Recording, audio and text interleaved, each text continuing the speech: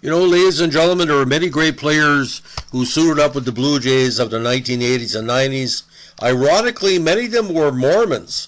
And at one point, I think Toronto led the league with the most Mormon players either in their starting lineup or as utility players. And one of them, he drew a lot of interest, not for his religious background, but for his great play, and he was a fan favorite. Today we're going to be talking about another member of the Iorg family, the great Garth Iorg. Now, born October 12, 1954, played his entire career with the Blue Jays, started in 1978, of course, was with them from 1980 to 87 with his very unique batting stance and his very great glove in the field.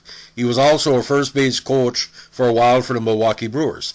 Now, after attending College of the Redwoods at Eureka, California, he was drafted in the 8th round in the 73 Major League Baseball draft by the New York Yankees. He was then selected by the Blue Jays from the Yankees in the 76 Major League Baseball expansion draft. Him and Ernie Witt, again, some big selections that year. He made his MLB debut on April 9th, 1978. In his debut season in 1978, he wore uniform number 29. He played in the male minor leagues in 79, but in 80 he was recalled to the Blue Jays wearing uniform number 16 until his retirement. Now, Iorg was eventually called up in that 78 season, getting in 19 games, mostly at second.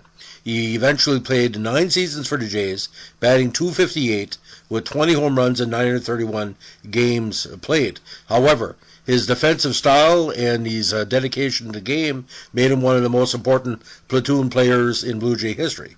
The utility player spent most of his career as the right-handed half of the third base platoon with the great Rance Mulliniks, called Mullen Iorg. During his major league career, he also appeared at second base, first base, shortstop, DH, and outfield.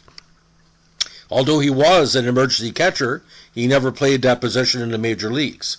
After he retired, he played shortstop for the Brampton Explorers in the Senior Professional Baseball Association. Now, the native of Arcata, California, was most recognizable for his strange batting stance, on the toes of his front foot and leaning back towards the catcher as the ball was being pitched.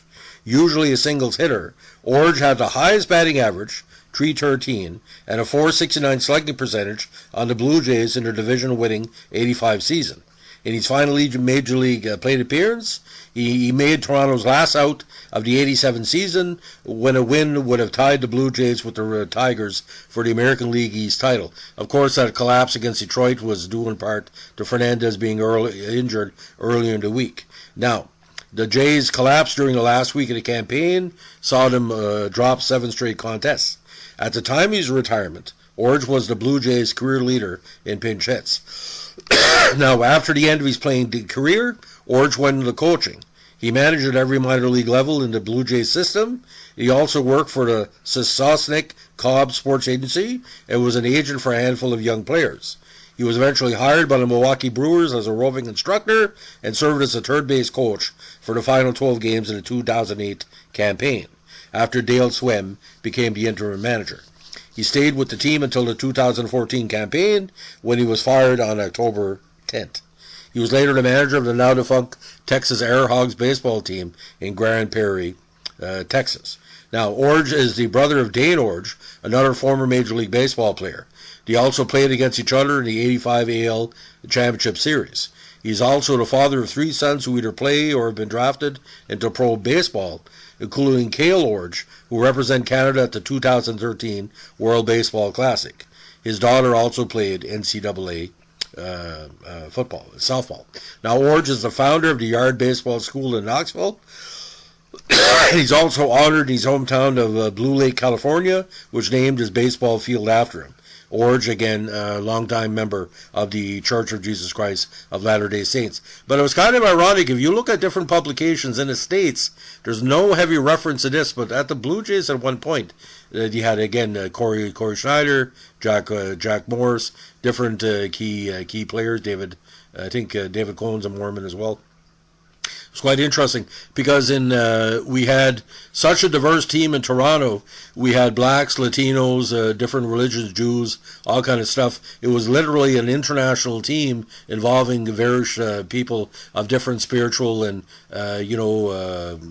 political and country backgrounds. It was quite interesting. But what I found about Iorg as well, the consistency of him and Mullenix is just kind of sad. He never won a World Series title because I think he was a type of player. He saw how much baseball gave to him on the field, and he wanted to do a lot off the field as well. And a decade in Major League Baseball, especially for the Blue Jays, being a household name in not even your native country or your native, state, be all the way from California to Canada, and everybody loved playing with him. But every manager back in the day said, play like Iorg in the field, don't bat like him, because the batting stance, I still can't describe it. The only way, it's almost like it's like a spinning top, and he got spin on the ball every time he hit it. So that's the latest in our Major League Baseball vintage stories. If you like what you're doing here, give us a like, comment, subscribe, and don't forget, all requests are greatly accepted and always highly appreciated, considered. Thanks for listening. Bye.